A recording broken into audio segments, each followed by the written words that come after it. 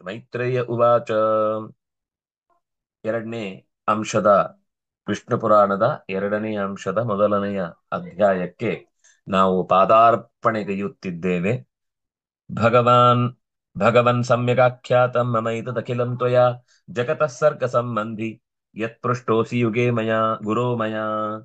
ಹೇ ಗುರೋ ಪರಾಶರರೇ, ಜಗತ್ತಿನ ಸೃಷ್ಟಿಗೆ ಸಂಬಂಧಿಸಿದ ನಾನೇನು ಪ್ರಶ್ನೆಗಳನ್ನ ಕೇಳಿದೆ ಅದಕ್ಕೆ ಸಮ್ಯಕ್ ಆಖ್ಯಾತಂ, ಚೆನ್ನಾಗಿ ನೀವು ಹೇಳಿದಿರಿ.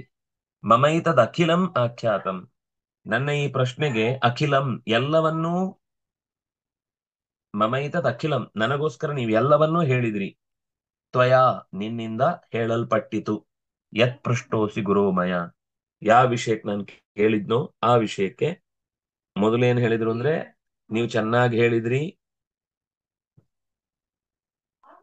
ನಿಮ್ಮಿಂದ ಚೆನ್ನಾಗಿ ನಾನು ಹೇಳಲ್ಪಟ್ಟೆ.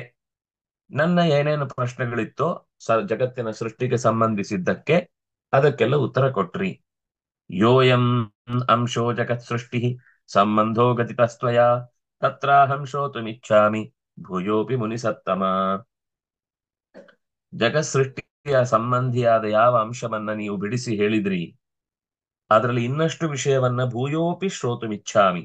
ಭೂಯೋಪಿ ಮತ್ತು ಹೇ ಮುನಿಸತ್ತಮ, ಎಲೈ ಮುನಿಗಳಲ್ಲಿ ಉತ್ತಮನಾದವನೇ, ಸಾರಭೂತನೇ, ಪ್ರಿಯವ್ರತೋತ್ಥಾನಪಾದೌ ಸುತೌ ಸ್ವಾಯಂಭುವಸ್ಯಯೌ ತಯೋ ತಯೋರುತ್ಥಾನಪಾದಸ್ಯ ಧ್ರುವಃ ಪುತ್ರಸ್ತ್ವಯೋಜಿತಃ. ಪ್ರಿಯವ್ರತ ಉತ್ಥಾನಪಾದ ಅಂತ ಇಬ್ರು ಮಕ್ಕಳು ಸ್ವಾಯಂಭುವ ಮನುವಿಗೆ, ಗಂಡು ಮಕ್ಕಳು. ಅದರಲ್ಲಿ ಉತ್ಥಾನಪಾದನಿಗೆ ಧ್ರುವ ಅನ್ನುವ ಮಗ ಇದ್ದ ಅಂತ ತ್ವಯಾ ಉದಿತಃ. ಧ್ರುವ ಅನ್ನುವ ಮಗ ಅಂದ್ರೆ ಉತ್ಥಾನಪಾದನಿಗೆ ಒಬ್ಬ ಮಗ ಇದ್ದ ಅಂತ ನೀನು ಹೇಳಿದ್ರಿ. ಹಾಗೆ ಪ್ರಿಯವ್ರತನಿಗೆ ಏನಾಯ್ತು ನೀನು ಹೇಳಲಿಲ್ಲ ಮುಂದೆ. ಪ್ರಿಯವ್ರತಸ್ಯ ನೈವೋಕ್ತ ಭವತಾ ದ್ವಿಜ ಸಂತತಿ ತಾಮಹಂ ಶ್ರೋತುಮಿಚ್ಛಾಮಿ ಪ್ರಸನ್ನೋ ವಕ್ತುಮರ್ಹಸಿ. ಪ್ರಿಯವ್ರತನ ಬದುಕೇನಾಯ್ತು, ಅವನ ಜೀವನ ಹೇಗೆ ಸಾಗಿತು, ಅವನು ಯಾವ ರೀತಿಯಲ್ಲಿ ಜೀವನವನ್ನ ಕಂಡ ಅನ್ನುವ ಸಂಗತಿಯನ್ನು ಪ್ರಸನ್ನ ವಕ್ತುಮರ್ಹಸಿ. ನಾನು ಏನೋ ಕಾಡ್ತಾ ಇದ್ದೇನೆ, ಕಿರಿಕಿರಿ ಮಾಡ್ತಾ ಇದ್ದೇನೆ ಅಂತ ಅನ್ಕೊಳ್ಬೇಡ. ಹಾಗನ್ಸಿದ್ರೆ ನೀನು ಏನು ಹೇಳ್ಬೇಡ, ಪ್ರಸನ್ನ ಸಂತುಷ್ಟನಾಗಿ ಹೇಳು. ಎಷ್ಟು ಪ್ರಶ್ನೆ ಕೇಳ್ತಾನಪ್ಪ ಇವರು ಅಂತ ಕಾಡಬಾರದು. ಹಾಗೆ ನಾನು ಆ ರೀತಿಯಲ್ಲಿ ನಿಂಗೆ ಕಾಡ್ತಾ ಇದ್ದೇನೆ ಅಂತ ಅನ್ನಿಸಿದ್ರೆ ಮನ್ನಿಸು. ನನ್ನ ಜಿಜ್ಞಾಸೆ ನೀನು ಹಿಂದೆ ಹೇಳಿದ್ರಲ್ಲಿ ಒಂದಿಷ್ಟು ವಿಷಯ ಅರ್ಥ ಆಯ್ತು, ಇನ್ನೊಂದಿಷ್ಟು ವಿಷಯ ನನಗೆ ಗೊತ್ತಾಗ್ಲಿಲ್ಲ. ಅದಕ್ಕೋಸ್ಕರ ಈ ಪ್ರಶ್ನೆ ಕೇಳ್ತಾ ಇದ್ದೇನೆ. ದಯವಿಟ್ಟು ನನಗೆ ಆ ವಿಷಯದಲ್ಲಿ ಒಂದಿಷ್ಟು ತಿಳುವಳಿಕೆಯನ್ನ, ಹೆಚ್ಚಿನ ತಿಳುವಳಿಕೆಯನ್ನ ಬೇಕು ಅಂತ ಬಯಸ್ತಾ ಇದ್ದೇನೆ, ಕೊಡು. ಪರಾಶರರು ಏನು ಬೇಸರ ಮಾಡಿಕೊಳ್ಳಿಲ್ಲ. ಕರೆಕ್ಟ್ ನೀನ್ ಕೇಳಿದ್ದು. ಪರಾಶರ ಉವಾಚ ಕರ್ದಮಸ್ಯಾತ್ಮಜಾಂ ಕನ್ಯಾಂ ಉಪಯೇಮೇ ಪ್ರಿಯವ್ರತಃ. ಕರ್ದಮನ ಮಗಳಾದಂತಹ ಒಬ್ಬಳನ್ನ ಪ್ರಿಯವ್ರತ ಮದುವೆಯಾದ. ಸಮ್ರಾಟ್ ಕುಕ್ಷಿಷ್ಟ ತತ್ಕನ್ಯೆ ದಶ ಪುತ್ರಾಸ್ತಥಾ ಪರೇ.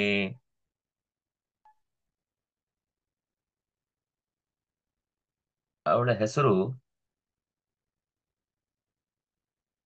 ಬರ್ಹಿಷ್ಮತಿ ಅಂತ ಅವಳ ಹೆಸರು. ಆ ಬರ್ಹಿಷ್ಮತಿ ಅನ್ನುವ ಹೆಸರಿನ ಹೆಂಡತಿಯಲ್ಲಿ ಅವನಿಗೆ ಕುಕ್ಷಿ ಮತ್ತು ತತ್ಕನ್ಯೆ ಇಬ್ಬರು ಆ ಹೆಣ್ಣು ಮಕ್ಕಳು ಹುಟ್ಟಿದ್ರು. ಆಮೇಲೆ ಮತ್ತೆ ಮುಂದೆ 10 ಮಕ್ಕಳು ಹುಟ್ಟಿದ್ರು. ಮೊದಲು ಕುಕ್ಷಿ ಹುಟ್ಟಿದ. ಅವನು ಸಮ್ರಾಟ್ ಆದ. ಸಮ್ರಾಟ್ ಕುಕ್ಷಿಷ್ಟ ತತ್ಕನ್ಯೆ ದಶಪುತ್ರಾಸ್ ತಥಾ ಅಪರಿ. ಅಪರಿ ಅಂದ್ರೆ ಮತ್ತೆ 10 ಮಕ್ಕಳು ಪ್ರತ್ಯೇಕವಾಗಿ ಹುಟ್ಟಿದ್ರು. ಇಬ್ರು ಹೆಣ್ಮಕ್ಳು, ಮೊದಲೊಬ್ಬ ಕುಕ್ಷಿ, ಕೊನೆಯಲ್ಲಿ ಮತ್ತೆ 10 ಗಂಡು ಮಕ್ಕಳು. ಮಹಾಪ್ರಾಜ್ಞಾ ಮಹಾವೀರ್ಯ ವಿನೀತಾ ದಯಿತಾ ಪಿತುಃ ಪ್ರಿಯವ್ರತ ಸುತಾಖ್ಯಾತಾ ತೇಷಾಂ ನಾಮಾನಿ ಮೇ ಶೃಣು.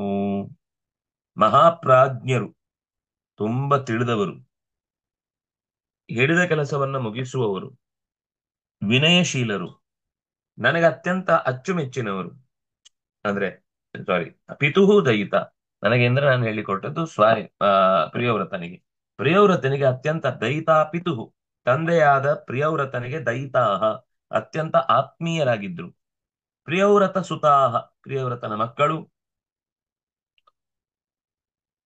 ವ್ರತವನ್ನ ಪ್ರಿಯವಾಗಿ ನಡೆಸುವನಾದ್ರಿಂದ ಅವನಿಗೆ ಪ್ರಿಯವ್ರತ ಅಂತ ಹೆಸರು. ಇಷ್ಟಪಟ್ಟು ಮಾಡುತ್ತಿದ್ದ ಎಲ್ಲಾ ವ್ರತಗಳನ್ನ, ಯಾವುದೇ ಕಾರ್ಯವನ್ನ ಮಾಡುವಾಗ್ಲೂ ತಿಳಿದು ಮಾಡುತ್ತಿದ್ದ. ಅದರಿಂದ ಅವನಿಗೆ ಇಂತಹ ಒಳ್ಳೆಯ ಮುಂದುವರೆದ ಕೂಡು ಕುಟುಂಬದ ಸೌಖ್ಯ ಅನುಭವಕ್ಕೆ ಬಂತು. ಈ ಕೂಡು ಕುಟುಂಬದ ಅನುಭವದ ಸೌಖ್ಯ ಇಲ್ಲದವರಿಗೆ ಅದು ಒಂಥರ ದೊಡ್ಡ ಡಿಸ್ಟರ್ಬೆನ್ಸ್.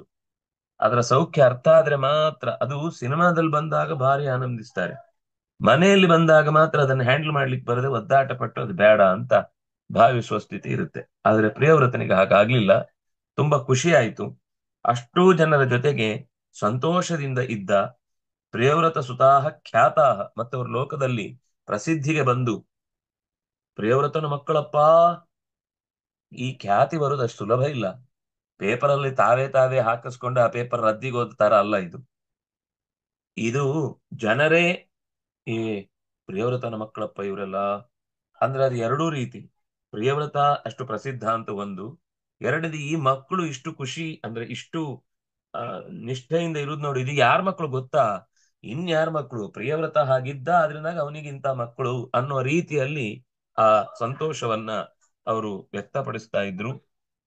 ಇತಿ ಖ್ಯಾತಾಹ ತೇಷಾಂ ನಾಮಾನಿ, ಅವರ ಹೆಸರು ಹೇಳ್ತೇನೆ. ಅಗ್ನಿದ್ರಷ್ಟ ಅಗ್ನಿಬಾಹುಶ್ಚ ವಪುಷ್ಮಾನ್ ದ್ಯುತಿಮಾನ್ ತಥಾ ಮೇಧಾ ಮೇಧಾ ತಿಥಿರ್ಭವ್ಯ ಸವನಃ ಪುತ್ರ ಏವ ಚ ಜ್ಯೋತಿಷ್ಮಾನ್ ದಶಮಸ್ತೇಷಾಂ ಸತ್ಯನಾಮಾ ಸುತೋ ಭವತ್.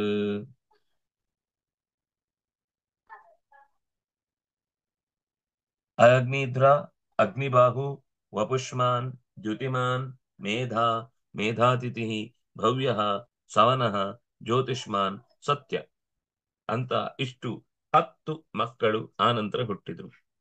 ಪ್ರಿಯವ್ರತಸ್ಯ ಪುತ್ರಾಸ್ತೆ ಪ್ರಖ್ಯಾತ ಬಲವೀರ್ಯತಃ, ಸ್ವತಃ ತಾವು ಬಲಿಷ್ಠರು. ಪ್ರಿಯವ್ರತನ ಮಕ್ಕಳು ಅನ್ನುವ ರೀತಿಯಲ್ಲೂ ಆತನಿಗೆ ಅವರಿಗೆ ಟ್ರೀಟು ಸಮಾಜದಲ್ಲಿ ಜೋರಾಗಿತ್ತು, ಗೌರವ. ಮೇಧಾತಿಥಿರ್ ಮೇಧಾಗ್ನಿರ್ಬಾಹುಪುತ್ರಾಶ್ಚ ತ್ರಯೋ ಯೋಗ ಪರಾಯಣಾಃ ಜ್ಯೋತಿಸ್ ಜಾತಿಸ್ಮರಾ ಮಹಾಭಾಗಾನ್ ರಾಜ್ಯಾಯ ಮನೋದಧುಃ. ಪ್ರಿಯವ್ರತನಿಗೆ ಮೇಧಾ ಮತ್ತು ಅಗ್ನಿಬಾಹು, ಆ, ಇಲ್ಲಿ ಆ, ಪುತ್ರ ಅಂತ ಒಬ್ಬ ಇದ್ದಾನೆ. ನಾನು ಪುತ್ರ ಏವಚ ಅನ್ನೋದನ್ನು ಗಮನಿಸ್ಲಿಲ್ಲ, ಕರೆಕ್ಟು.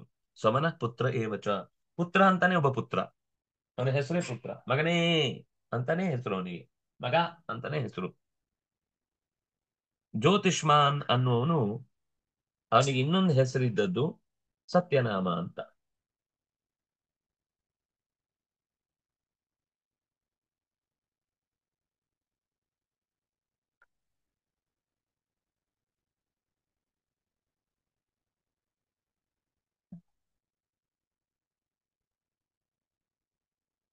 ಹ್ಮ್ ಅವ 3 ಜನ ಯೋಗ ಪರಾಯಣರು. ಹೇಗೆ ಶಬಲಾಶ್ವ ಮತ್ತು ಹರಿಯೇಶ್ವರ ಬದುಕಿನಲ್ಲಿ ಆ- ಆಡಳಿತ ಬೇಡ, ನಾವು ಸಾಧನೆಗೆ ಹೋಗ್ತೇವೆ ಅಂತ ಹೇಗೆ ಹೊರಟ್ರು, ಹಾಗೆ ಇಲ್ಲೂ ಕೂಡ ಈ 3 ಮಕ್ಕಳು ಜಾತಿಸ್ಮರ, ಪೂರ್ವಜನ್ಮದಲ್ಲಿ ಮಾಡಿದಂತಹ ಸತ್ಕರ್ಮಗಳ ಫಲ, ಪೂರ್ವಜನ್ಮದ ವೃತ್ತಾಂತ ಅವ್ರಿಗೆ ಚೆನ್ನಾಗಿ ನೆನಪಿತ್ತಾದ್ರಿಂದ ಆಗ ಸಂಪಾದಿಸಿದಂತಹ ಜ್ಞಾನದ ದಾರಿಯಲ್ಲೇ ಮುಂದುವರಿಬೇಕು ಅಂತ ಅವರಿಗೆ ಈ ರಾಜ್ಯ ಭೋಗದ ಬಗ್ಗೆ ವಿರಾಗ ಇತ್ತು. ಅದರಲ್ಲಿ ಸಂತೋಷ ಅವ್ರು ಕಾಣ್ಲಿಲ್ಲ. ನರಾಜ್ಯಾಯ ಮನೋದದು, ರಾಜ್ಯದ ಕಡೆಗೆ ಅವರು ಗಮನವನ್ನೇ ಹರಿಸ್ಲಿಲ್ಲ. ನಿರ್ಮಲಾ ಸರ್ವಕಾಲ ಕಾಲಂತು ಸಮಸ್ತಾರ್ಥೇಷು ವೈ ಮುನೇ ಚಕ್ರುಃ ಕ್ರಿಯಾಂ ಯಥಾ ನ್ಯಾಯಂ ಅಫಲಾಕಾಂಕ್ಷಿಣೋ ಹಿತೆ. ನಾರಾಯಣ, ಮನಸ್ಸು ಶುದ್ಧವಾಗಿತ್ತು. ಅವರು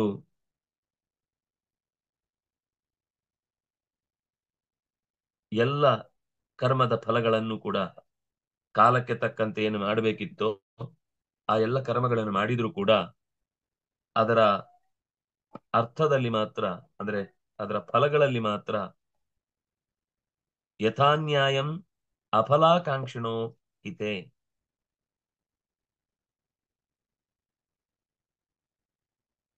ಸಮಸ್ತ ಅರ್ಥೇಶು ಸರ್ವಕಾಲಂತು, ಎಲ್ಲಾ ಕಾಲದಲ್ಲೂ ಸಮಸ್ತ ಅರ್ಥಗಳಲ್ಲೂ ಅವರು ಕೆಲಸ ಮಾಡ್ತಿದ್ರು. ತುಂಬಾ ಚಂದದ ಮಾತಿದು. ಕ್ರಿಯಾಂ ಚಕ್ರು, ಎಲ್ಲ ಕೆಲಸ ಮಾಡಿದ್ರು. ಯಥಾ ನ್ಯಾಯಂ, ಜವಾಬ್ದಾರಿನ ಏನ್ ಮಾಡ್ಬೇಕಿತ್ತೋ ಆ ಕರ್ತವ್ಯಗಳನ್ನೆಲ್ಲ ಮಾಡಿದ್ರು. ವೈರಾಗ್ಯದಿಂದ ಅಂತ ಹೇಳಿ ತಂದೆ ತಾಯಿಗಳನ್ನೇ ದೂರ ಮಾಡಿ, ಮಕ್ಕಳನ್ನೇ ಬೀದಿ ಪಾಲ್ಗೊಳಿಸಿ, ಬಂಧುಗಳನ್ನೇ ಲೆಕ್ಕಕ್ಕೆ ತೆಗೆದುಕೊಳ್ಳದೆ, ತಿರಸ್ಕಾರದಿಂದ ಭಾರೀ ನಾನು ದೇವರ ಭಕ್ತ ಅಂತ ಅನ್ನೋ ರೀತಿಯಲ್ಲಿ ವರ್ತಿಸ್ಲಿಲ್ಲ. ಮೂರು ಜನರು ಕೂಡ ಅತ್ಯಂತ ಶ್ರದ್ಧೆಯಿಂದ ಯಥಾನ್ಯಾಯಂ, ತಾವು ಈಗ ದೇವರು ಕೊಟ್ಟಿರುವಂತಹ ಈ ಜವಾಬ್ದಾರಿ ಏನಿದೆ, ಈ ವಿಷಯದಲ್ಲಿ ತನ್ನ ಸಂಪರ್ಕ ಇಲ್ಲದೆ ಹೋದ್ರೆ ಅದರಿಂದ ಆಗುವ ಅನರ್ಥವನ್ನ ಅವರು ನನ್ನ ಕಾರಣದಿಂದ ಅನುಭವಿಸಬಾರದು. ಅದಕ್ಕೇನ್ ಬೇಕೋ ಆ ವ್ಯವಸ್ಥೆಯನ್ನು ಯಥಾನ್ಯಾಯಂ ಅಫಲಾಕಾಂಕ್ಷಿಣ, ಇಷ್ಟು ಮಾಡಿ ನಾನು ಅವ್ರಿಗೆ ಇಷ್ಟೆಲ್ಲ ಮಾಡಿದ್ರು ಕೂಡ ನನಗೆ ಅವ್ರು ಹೀಗ್ ಮಾಡಿ ಬಿಟ್ರಲ್ವಾ, ನಾನು ಅವ್ರನ್ನ ಎಷ್ಟು ಚೆನ್ನಾಗಿ ನೋಡ್ಕೊಂಡಿದ್ದೆ, ಆದ್ರೆ ನನ್ನ ಮಕ್ಕಳು ನನ್ನ ಚೆನ್ನಾಗಿ ನೋಡ್ಕೊಳ್ತಾ ಇಲ್ಲ ಅಂತ ಈ ರೀತಿಯಾದ ಪ್ರತಿಫಲಾಪೇಕ್ಷೆಯಲ್ಲಿ ತಂದೆಯಾಗಿ ನನ್ನ ಕೆಲಸ ನಾನು ಮಾಡುತ್ತೇನೆ, ತಾಯಿಯಾಗಿ ನನ್ನ ಕೆಲಸ ಮಾಡುತ್ತೇನೆ. ಆದ್ರೆ ನಾನು ಮಾಡಿದ ಕೆಲಸಕ್ಕೆ ನನ್ನ ಮಕ್ಕಳು ನನ್ನನ್ನ ಹೀಗೆ ನೋಡ್ಕೊಳ್ಬೇಕು ಅಂತ ಅದು ಡಿಮಾಂಡ್ ಮಾಡಿ ಬರುವಂತದ್ದಲ್ಲ. ತಂದೆ ನಿಷ್ಕಲ್ಮಶವಾಗಿ ನಿರ್ಲಿಪ್ತ ಭಾವನೆಯಿಂದ ಪ್ರೀತಿಸಿದ್ರೆ ತನ್ನಿಂದ ತಾನೇ ಮಕ್ಕಳು ಕೂಡ ಆ ಪ್ರೀತಿಯನ್ನು ತೋರಿಸ್ತವೆ. ಯಾವಾಗ ನಾವು ನೋಡಿಕೊಳ್ಳುವ ವಿಷಯದಲ್ಲೇ ಪ್ರತಿ ಕ್ಷಣಕ್ಕೂ ಕೂಡ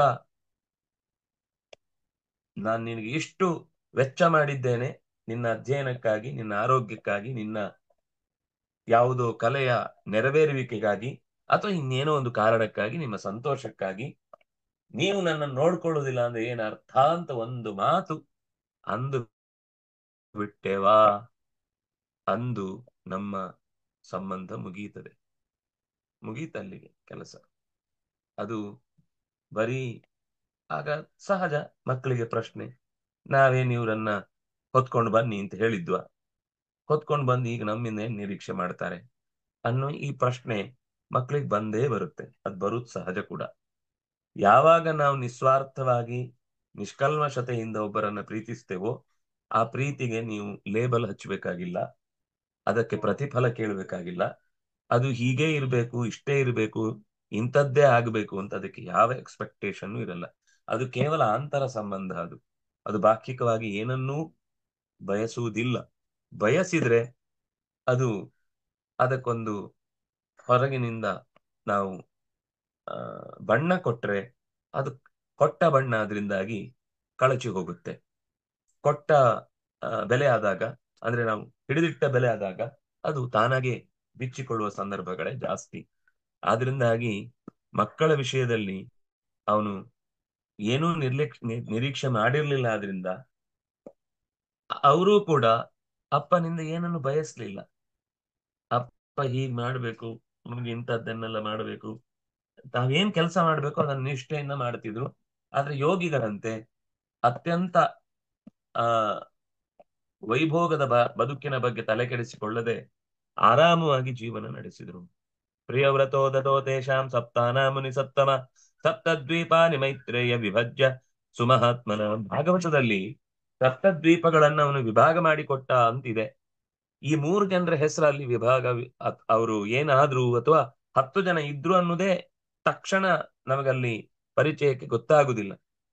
ಅಂದ್ರೆ ಒಂದು ಕಥೆಯನ್ನ ನಾವ್ ಇನ್ನೊಮ್ಮೆ ಏನ್ರಿ ಅದೇ ಪ್ರಿಯವ್ರತನ ಕಥೆ ಅಲ್ಲಿ ಭಾರತದಲ್ಲಿ ಭಾಗವತದಲ್ಲಿ ಬಂದಿತ್ತು, ಅದನ್ನೇ ಹೇಳ್ತಿದ್ದಾರೆ ಅಂತ ನಮಗನ್ಸಿದ್ರೆ ಇನ್ನು 3 ವಿಶೇಷ ವ್ಯಕ್ತಿಗಳ ಪರಿಚಯ ನಮಗೆ ಆಗಲ್ಲ ಇಲ್ಲಿ, ಅಲ್ಲಿಗೆ ಮುಗಿದೋಯ್ತು ಅಂತ ಅನ್ಕೋತೀವಿ ನಾವು. ಆದ್ರೆ ವ್ಯಾಸರ ಒಂದು ಕಥೆಯ ಶೈಲಿ ಏನು ಅಂದ್ರೆ, ನಾನಿದು ಬಹಳ ಸೂಕ್ಷ್ಮವಾದ ವಿಷಯ ಹೇಳಿದ್ದು, ಇನ್ನು ಆ ಕಥೆ ಹೇಳುವ ರೀತಿಯಲ್ಲೂ ನಮಗೆ ಜೀವನ ಧರ್ಮದಲ್ಲಿ ಬರುವ ಬೇರೆ ಬೇರೆ ಮುಖಗಳನ್ನ ಕಥೆಯನ್ನ ಹಲವು ಬಾರಿ ಹೇಳುವಾಗ, ಈಗ ಒಂದೇ ಕಥೆ ಹಲವು ನೀತಿಗಳನ್ನು ಹೊಂದಿರುತ್ತೆ. ಒಂದೊಂದು ಸರ್ತಿ ಅದೇ ಕಥೆಯನ್ನ ಒಂದೊಂದು ಪುರಾಣದಲ್ಲಿ ಒಂದು ಕಡೆಗೆ ಮಾತ್ರ ಹೆಚ್ಚು ಗಮನ ಇಟ್ಟು ಅದನ್ನ ಹೈಲೈಟ್ ಮಾಡ್ತಾರೆ. ಇನ್ನೊಂದ್ ಕಡೆ ಅದೇ ಕಥೆಯನ್ನು ಹೇಳುವಾಗ ಇನ್ನೊಂದು ಮುಖವನ್ನ ಹೈಲೈಟ್ ಮಾಡ್ತಾರೆ. ನಾವು ಅಲ್ಲಿ ಬಂತು ಅಂತ 2 ಹೆಸರನ್ನ ಮಾತ್ರ ಗಮನಿಸಿ ಎಲ್ಲಾ ಉಪನ್ಯಾಸ ಮಾಡುವಾಗ್ಲೂ ಅದೇ ಕತೆ ಹೇಳಲಿಕ್ಕೆ ಹೋಗಿ ಈ ಪುರಾಣ ಬರೀ ಸರಿ ಇಲ್ಲ. ಅಲ್ಲಿಯೋ ಅದನ್ನೇ ಕತೆ ಹೇಳ್ತೇವೆ. ಅವ್ರು ಪುರಾಣದಲ್ಲಿ ಶ್ಲೋಕ ತುಂಬಿಸ್ಲಿಕ್ಕೆ 4 ಕೋಟಿ ಆಗ್ಬೇಕು, ಅಥವಾ ಹೌದು 4 ಲಕ್ಷ್ಯ ಆಗಬೇಕು ಅನ್ನೋ ದೃಷ್ಟಿಯಿಂದ ಆಮ್, ಅಲ್ಲಿ ಕೆಲವೊಮ್ಮೆ ರಿಪೀಟ್ ಆಗುತ್ತೆ ಶ್ಲೋಕಗಳು, ಯಥಾವತ್ತಾಗಿ ಈ ಸುಭಾಷಿತಗಳ ತರ ಇದ್ದದ್ದು ರಿಪೀಟ್ ಆಗುತ್ತೆ. ಒಂದು ಉದ್ದೇಶ ಒಂದು ಕಡೆ ಒಂದು ಪುರಾಣದಲ್ಲಿ ಕಿತ್ತಾಕಿದ್ರು, ಇನ್ನೊಂದು ಕಡೆ ಆ ಅಪೂರ್ವವಾದ ಮಾತು ಉಳಿಲಿ ಅಂತ.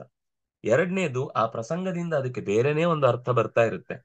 ಹಿತೋಪದೇಶದಲ್ಲಿ ಒಂದು ಮಾತು ಬರುತ್ತೆ, ಅದೇ ಮಾತು ಅಲ್ಲೇನಿದೆ ಅಂದ್ರೆ ಆ ನ ಸಂಶಯಂ ಅನಾರುಹ್ಯ, ಸಂಶಯವನ್ನ ಏರದೆ ಯಾರೂ ಕೂಡ ಸುಖವನ್ನ ಹೊಂದುವುದಿಲ್ಲ ಅಂತ. ಸಂಶಯವನ್ನ ಏರಿ ಗೆದ್ದು ಬಂದವನು ಜೀವನದಲ್ಲಿ ಸುಖವಾಗಿರ್ತಾನೆ ಅಂತ ಈ ರೀತಿ ಒಂದು ಮಾತಿದೆ. ಇದು ಹಿತೋಪದೇಶದಲ್ಲಿದೆ. ಸಂಶಯವನ್ನ ಏರದೆ ಯಾರು ಸುಖವನ್ನು ಹೊಂದುವುದಿಲ್ಲ ಅನ್ನುವುದಕ್ಕೆ ಬಹಳ ಯೋಚನೆ ಮಾಡಿದಾಗ ಸಂಶಯ ಅನ್ನುವ ಶಬ್ದಕ್ಕೆ ಬಹಳ ಪ್ರಸಿದ್ಧವಾದ ಅರ್ಥ ಅಪಾಯ ಅಂತ. ಅಪಾಯ ಬರಬಹುದು ಅನ್ನುವ ಸಂಶಯವೇ ಅಪಾಯ. ಈ ಅಪಾಯ, ಇದನ್ನ ಯಾರು ಗಮನಿಸದೆ, ಅಪಾಯದ ಬಗ್ಗೆ ಎಚ್ಚರಿಕೆ ವಹಿಸದೆ ಮುಂದುವರಿದ ಅಂದ್ರೆ ಅವನು ಕಷ್ಟಪಡ್ತಾನೆ. ಯಾರು ಸಂಶಯದ ಅಪಾಯವನ್ನ ಬೇಕು ಅಂತ ತನ್ನ ಮೈ ಮೇಲೆ ಎಳೆದುಕೊಳ್ಳದೆ, ಅನಾರುಹ್ಯ ಸುಖ ಮೇದತೆ, ಅವನು ಸುಖವನ್ನು ಹೊಂದುತ್ತಾನೆ.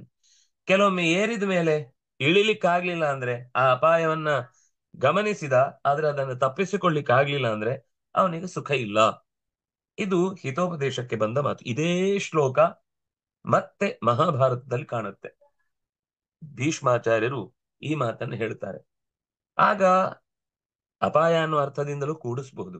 ಆದ್ರೆ ಇನ್ನೊಂದು ಅಂಶದಲ್ಲಿ ಸಂಶಯ ಅಂತಂದ್ರೆ, ಯಾವುದೇ ಒಂದು ಕೆಲಸ ಮಾಡ್ಲಿಕ್ಕೆ ಹೊರಟಾಗ ಈ ವಿಷಯದಲ್ಲಿ ಈ ಕೆಲಸ ಆಗುತ್ತೋ ಇಲ್ವೋ, ಈ ಕೆಲಸ ಮಾಡಿದಾಗ ಯಶಸ್ಸು ಸಿಗುತ್ತೋ ಇಲ್ವೋ ಅಂತ ಸಂದೇಹವೇ ವ್ಯಕ್ತಪಡಿಸಿ ಆಮೇಲೆ ಅದಕ್ಕೆ ಪರಿಹಾರಗಳನ್ನ, ಯಾಕಂದ್ರೆ ಈ ಸಂದೇಹ ಒಳಗೆ ಬಂದು ನುಗ್ಗಿತು ಅಂದ್ರೆ ಸಂಶಯಾತ್ಮ ವಿನಶ್ಯತಿ. ಆದ್ರೆ ಸಂಶಯ ಪಡದೆ ಕೆಲಸ ಮಾಡ್ಲಿಕ್ಕೂ ಆಗುದಿಲ್ಲ, ಯಾಕಂದ್ರೆ ಆಮೇಲೆ ತೊಂದರೆ ಬರ್ಬೋದು. ಆದ್ರಿಂದಾಗಿ ಸಂಶಯವನ್ನ ಏರಿಯೂ ಕೂಡ ಯಾರು ಗೆಲ್ತಾನೋ, ಅಂದ್ರೆ ಸಂಶಯವನ್ನ ಏರಿ ಸಂಶಯವನ್ನ ಪರಿಹರಿಸಿಕೊಂಡು ಯಾರು ಗೆಲುವನ್ನ ಪಡೀತಾನೋ ಅವನು ಯಾವತ್ತೂ ಕೂಡ ದುಃಖಕ್ಕೆ ಈಡಾಗುವುದಿಲ್ಲ. ಒಂದು ಕಡೆ ಸಂಶಯ ಅಂದ್ರೆ ಅಪಾಯ, ಇನ್ನೊಂದು ಕಡೆ ಸಂಶಯ ಅಂದ್ರೆ ಸಂದೇಹ. ಅಲ್ಲಿ ಬೇರೆ ಅರ್ಥ, ಇಲ್ಲಿ ಬೇರೆ ಅರ್ಥ, ಯಾಕಂದ್ರೆ ಅಲ್ಲಿ ಬಂದ ಪ್ರಸಂಗವೇ ಬೇರೆ, ಇಲ್ಲಿ ಬಂದ ಪ್ರಸಂಗವೇ ಬೇರೆ. ಹಾಗೆ ಒಂದೇ ಶ್ಲೋಕ ರಿಪೀಟ್ ಆದ್ರೂ ಕೂಡ ಪುರಾಣಗಳಲ್ಲಿ ಹಿಂದಿನ ಮುಂದಿನ ಪ್ರಸಂಗವಶಾತ್ ಕೆಲವೊಮ್ಮೆ ಬೇರೆ ಅರ್ಥ ಬರುತ್ತೆ.